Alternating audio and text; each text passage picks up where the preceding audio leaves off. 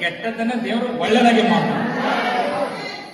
ಎಲ್ಲರಿಗಿಂತ ಲಾಸ್ಟ್ ಇದೀನಲ್ಲ, ನನ್ನ ಯಾರು ಲೆಕ್ಕ ಆಗ್ತಾ ಇಲ್ಲ, ಯಾರು ನನ್ನ ಬಗ್ಗೆ ಕಾಳಜಿ ಇಲ್ಲ. ಆದ್ರೆ ಒಂದ್ ದಿವಸ ದೇವರು ಎಲ್ಲಕ್ಕಿಂತ ಫಸ್ಟ್ ಹೇಳ್ತಾನೆ.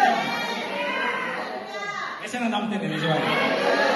Hallelujah, praise the Lord. ದೇವರಿಗೆ ಸ್ತೋತ್ರ ಹೇಳ್ಬೇಕು. ಎಲ್ಲ ಒಳ್ಳೆದಕ್ಕಾಗಿ ದೇವರು ಮಾಡ್ತಾರೆ. ನಂಬೇಕು ನೀವು ಅಷ್ಟೇ. ನೋಡ್ರಿ, ಬೈಬಲ್ ಹೇಳುತ್ತೆ ಯೇಸು ಸ್ವಾಮಿ ನಂಬಿ ಒಬ್ರು ಕೆಟ್ಟಿಲ್ಲ ಅಂತ. ದೇವ್ರ ವಾಕ್ಯ ಹೇಳುತ್ತೆ, ದೇವರು ತನ್ನ ಒಬ್ಬನೇ ಮಗನನ್ನು ಕೊಟ್ಟಿದ್ದಾನೆ. ಆ ಯೇಸುವನ್ನು ನಂಬುವರು ಒಬ್ಬನಾದರೂ ನಾಶವಾದರು. ಎಲ್ಲರೂ ಹೇಳ್ರಿ, ನಾ ಯೇಸು ನಂಬಿದಕ್ಕಾಗಿ, ಯೇಸು ಸ್ವಾಮಿ ಪ್ರೀತಿ ಮಾಡಿದಕ್ಕಾಗಿ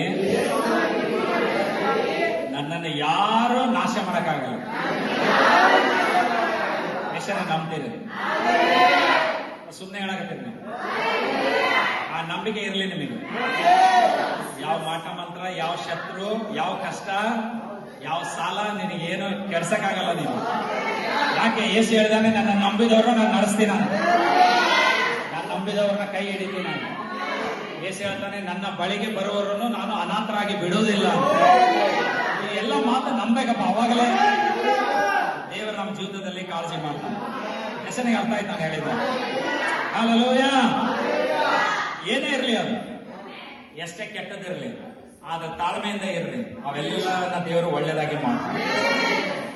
ಒಂದ್ ದಿವಸ ನೀವು ನಿಂತು ಹೇಳ್ತೀರಿ, ಪಾಸ್ಟ್ರೇ ಈ ಕಷ್ಟ ಬಂದಿದ್ದು, ಇವ್ರು ಕೈ ಬಿಟ್ಟಿದ್ದು, ಇವ್ರು ನನಗೆ ಹೀಯಾಳಿಸಿದ್ದು, ನನಗೆ ಅವಮಾನ ಮಾಡಿದ್ದು ಎಲ್ಲ ಒಳ್ಳೇದೇ ಆತ್ ನೋಡಿ. ಇವರೆಲ್ಲ ಹಿಂಗೆ ಮಾಡಿದ್ದಾಗ ಇವತ್ತು ಇವ್ರಿಗಿಂತ 10ರಷ್ಟು ಬೆಳೆದಿದ್ದು ನಾನು. ಅರ್ಥ ಆಗ್ತಾ ಇಲ್ಲ ಕರೆಕ್ಟಾ? ಆ ತರ ಒಂದು ಸಾಕ್ಷಿ ದೇವರು ನಮಗೆ ತರುವ ದೇವರು. ಚಪ್ಪಲ ಹೊಡೆದ ದೇವರಿಗೆ.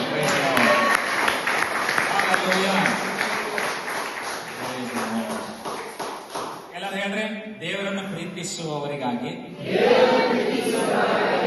ದೇವರು ಎಲ್ಲವನ್ನು ಸಿದ್ಧ ಮಾಡುತ್ತಾನೆ. ಕಣ್ಣು ಕಂಡಿಲ್ಲ, ಕಿವಿ ಕೇಳಿಲ್ಲ, ಹೃದಯಕ್ಕೆ ಗೊತ್ತೇ ಇಲ್ಲ. ಅಷ್ಟೊಂದು ಆಶೀರ್ವಾದಗಳು ದೇವರು ಇಟ್ಟಿದ್ದಾರೆ.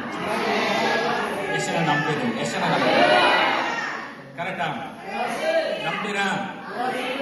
ಹಲ್ಲೆಲೂಯಾ. ಚಿಂತೆ ಮಾಡ್ಬೇಕು. ಆ ಟೈಮ್